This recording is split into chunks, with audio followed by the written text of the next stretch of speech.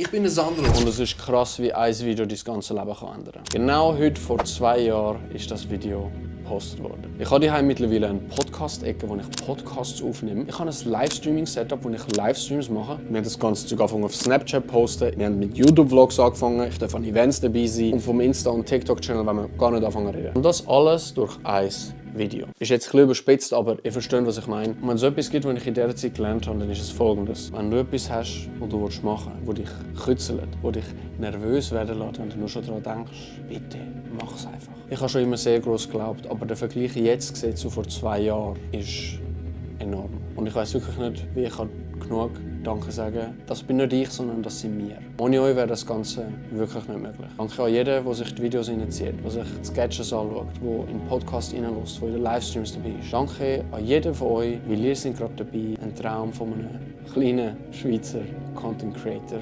wahr werden zu lassen. Was ich euch mitgeben kann, ist, dass wir noch lange nicht fertig sind. Ich freue mich, was das Jahr 2026 alles für uns parat halten. Danke für eure Nachrichten, danke für eure Kommentare, danke. Es bedeutet mir wirklich die Welt. Love you, Bro.